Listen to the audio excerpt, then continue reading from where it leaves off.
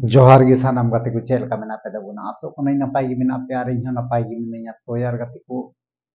आरो मिटे नवा वीडियो निये ते सहर सेटरेन तबुना इंगी रबिन टुडू इन्या नवा चैनल बॉस ग्रुप लॉक टक चैनल इन सगुन राम पे तबुना तो यार गाते को तेहिं दिन लay बुना थंबनेल नेल काते किछु बांग बुझाव का गया पे बुझाव नाम दड़िया कना पे ओकाटा बेपार ते गलमराई मेनदा टाइटल और थंबनेल नेल काते बुझाव दड़ी को जे ओकाटा टॉपिक रेना गलमराई मेन चुइदा ठीक गया गाते को तो कथा दो हुई कना गाते को निया पहिल वीडियो रे जेटा मीटे बुन कुड़ी गिद्रे बुन नेल लिदिया जेटा नाचार हुईले ना उनी कुड़ी गिद्रे चेतान रे तो ओना बेपार ते वीडियो इन अपलोड लेदा पहिल वीडियो आरकी तो जाय होक ओना वीडियो रे माइन देखा उन तहना जे बोले नाचार हुईना से बांग नोका रेप हुईना इन अल्प बयस गिद्रा रेप हुईना प्लस मर्डर हुईना तो इन ओनागिन मेना गाते को तो एहब खय मुचाद धरि नवा वीडियो नेल तबुन पे बांखाय बाबुन बुझाव दड़िया ना बापे बुझाव दड़िया एहब खय मुचाद धरि पे नेला तो गाते को तेहिया वीडियो दो नेल बुन जे उनी कुड़ी गिद्रे जे होय मर्डर हुई कना से रेप हुई कान तया तो जाय होक नाचार हुई कना तो जाय होक नवा उनारन आरोपी अकोय कना ठीक गया गाते को आरोपी अकोय कना आरोपी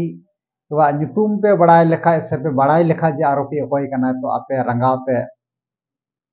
तीर ना उहो तिंगु चबा तपे एतो रंगाव पे केवा इन जुदिन लay पेया जे आरोपी अकोय कना तो उनी आरोपिया ᱧᱩᱛᱩᱢ आंजम ते आपे तीर ना उ जंगार ना उ हड़बड़ ना जतो तिंगु चबा तपे माने ऐसे हड़ कने आरकी इन दो एटा से गुन लेना तबे एटा से दो बांगा अभी अपनार हड़ गे चलका अपनार हड़ माने निजेर आतुरन हड़ गे ठीक गया गाते को निजेर आतुरन हड़ गे नौका नाचारे कमी को नाचार कमी कते नय डे कुड़ी गिद्रे बुझे कन गया पे 12 बछर रन कुड़ी गिद्रे 11-12 बछर 2024 चला कना ठीक गया गाते को तो कथा दो हुई कोना गाते को उनी आरोपी जेटा को साब नाम कदिया तो आरोपी ᱧᱩᱛᱩᱢ दो हुई कना माने ᱧᱩᱛᱩᱢ दो आरकी बइन लay तड़दा माने आतु संपर्क ते ठीक गया माने आतु संपर्क ते उनी दो आरकी उनी कुड़ी रेन दो उनी कुड़ी गिद्रे रेन दो हपन बा हड़े पड़ा ठीक गया गाते को तो उनी हपन बा हड़ दो चे चिकाव का सरहाय हिला माने सरहाय पांदना को सरहाय हिलागी उनी कुड़ी गिद्रे माने काहे काहे काहे कुहे बाले बोले माने थोड़ा गान माने किडनैप टाइप आरके माने एने जगह खय ठीक गया गाते को एने जगह खय बोलते चलका एने खय रुवड़ पान तहना उन जुखय गे ओन डहार खय किडनैप पाते आकु पश्चिम नाखा ना भाटा मेना ओना भाटा रे ठीक गया गाते को ओना भाटा रे अगु काते ओका नाचार कमी काते नोका तिकुई पेटर पेटर कते जंगा को पेटर कते प्लस नोआ हटो रना जांग हो नोआ पेटर कते प्लस नोआ इतते उनिया बहो होय कुटम थेतला केतेया कारण चिदा से बखाय उनी माने सबूते मेटावदा ठीक है गाते को उनी दो सबूत मेटावे मेन लेदा तो सबूत दो बांग मेटा जहां तिना एम चेष्टा रहो सबूत दो बांग मेटा टेन तहना बरचों और जे दिन को ओटा नामा से दिन दम साब नामा ठीक गया गाते को तो ओनागिन मेनदा तो उनी जेटा मेनाया आरोपी साब नाम कदिया को तो उनी दो कथा बामा बोले ले गाना को आतुरेन कान गया ठीक गया गाते को आतुरेन कान गया तो आय हपन बा हड़ कान गया तो आय हपन बा हड़ कान गया माने ओकालका माने आतु संपर्क आय हपन बा काना आतु संपर्क के आय हपन बा काना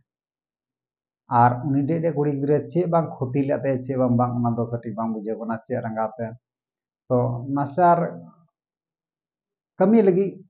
चलकान हड़ मेना बना दुनिया रे मा बुझे पे निया तेहिं को मोटामुटी 10 बछर लहा दो तेहिं को 10 बछर लहा दो अबु दो हड़ दाल को बुन बतरो कान देना चलका दाल को बुन बतरो कान देना माने कर जहां जुदी नी हड़ जुदी अननी हड़ जुदी माने हड़ को दाल लेखाय उनी हड़ दाल नेल तिगी आम हम बतरवा प्लस आम हो जो बाम बतर ते बाम जटेदिया तेहिं ऐसे मिटे एमन जुग हेना जे हड़ गoj बाको बतरो ठीक गया गाते को आदो ओका भरसा ते निजेर कुड़ी गिद्रा से कोड़ा गिद्रा जहां निजे हर संगम कुल केया तो इन पहिल वीडियो रहा नवा गिन मेन लेदा जे बोले ओका भरसा ते जिन कुड़ी गिद्रा कोड़ा गिद्रा निजेर हड़ हो विश्वासियम चेकाते हो नेल में आय हपन बा हड़ कना सब उनी कुड़ी गिद्रा हपन बा हड़ कना एबार उनी कुड़ी गिद्रा दो बाय बड़ा जंगा कना बेचारा उनी तो चे बड़ाय कारण उनी मा बड़ाय जे हपन बा कना तो नौका दो अली मदे दो बांग हुई दड़िया तो उनी दो बाय हुदिस ᱧᱟᱢ ᱠᱟᱜ ᱛᱟᱦᱮᱱᱟ ᱤᱧ ᱥᱚᱸᱜᱮ ᱱᱩᱱ ᱢᱟᱨᱟᱝ ᱱᱚᱣᱟ ᱵᱟᱞᱟᱛᱠᱟᱨᱤ ᱦᱩᱭᱩᱜᱚᱜᱼᱟ ᱥᱮ ᱡᱟᱦᱟᱱᱟᱜ ᱫᱩᱨᱜᱷᱚᱴᱚᱱᱟ ᱦᱩᱭᱩᱜᱚᱜᱼᱟ ᱩᱱᱤ ᱫᱚ ᱵᱟᱭ ᱵᱟᱲᱟᱭ ᱠᱟᱱᱟ ᱴᱷᱤᱠ ᱜᱮᱭᱟ ᱜᱟᱛᱮ ᱠᱚ तो यार गाते को निये लहारे बार बार ते अपन समझाव का पिया जे बोले निजेर कुड़ी गिद्रा डांटा रपे दहो कुआ आर सासन रपे दहो कुआ आर अवड़ी सड़ी आलपे दाड़ा हजू कुआ निये लहा वीडियो रिंग मेन का तो निये वीडियो रहो इने कथा गिन मेन इने कथा गिन मेन दा चेदा होय नेल में निजेर हड़ गे तुडना माने ओकाटा बाबुन हुदिस ᱧᱟᱢ का ओना हुईना इन हो बኝ हुदिस ᱧᱟᱢ का तहना प्लस आकु ओना करे ओड़ा करन हड़ हो बाको हुदिस ᱧᱟᱢ का तहना जे नुई नोकाय कमी का ठीक गया तो ओनागिन मेनदा तो सावधान रपे दहो को ताबोना कुड़ी गिद्रा आर तार मध्य रे नॉय जे अवस्था खराब चला कना दिन दुनिया रना ठीक गया अवस्था खराब चला कना दिन दुनिया रना आर उनी जेटा आरोपी मेनाया आरोपी दो इना रंगाते माñ मेने कान गे जे बोले फांसी माय पे शैतान दो कारण शैतान कना तो शैतान बाहा चिली कना शैतान बसंत शैतान खय लटू गया शैतान मा खाली गoj में कथा पे बुझेगा ना शैतान मा खाली आमे आक्रमण मियाय मी से लेकाते ठीक गया अब नुई मा शैतान को है बढ़ती गया उनी बुझे कान क्या पे उनी नाहचार काते उनी आरो उनी चितान रे आक्रमण चलाओ ठीक गया तो उनी नाहचार उनी चितान रे नाहचार चलाओ काते तारपर उनी आक्रमण काते ठीक गया गाते को नवा कथा जम दो काते कारण हुई कोन निजेर हड़ हो नेतार दो विश्वास हो अडी मुश्किल गया आलू मेना मेनते नय जे इन हपन बा कना इन का कना इन दे जुते जहां से चला से उनी भरसा ते जहां से गिद्री कुल पेया नौका दो बाबुन भरसा मा और दुनिया दिसम दुनिया खराब चबाव कना बुझे कान गया विशेष करे माने चुकुई रना जहान कथा दो बांग कना आले मालदा रना कान गया घटना दो तो आले मालदा रना गिन मेनदा विशेष करे आले मालदा दो जस्ती की खराब जस्ती की कारण नय जे घटना घटाव इदी कना बारे बार मालदा को हन उनका हड़ पादो कना कुड़ी पादो कना कोड़ा पादो तो जहां की हे तना को आपे मालदा को तो देखे सुने बजे बुझे मागिन मेना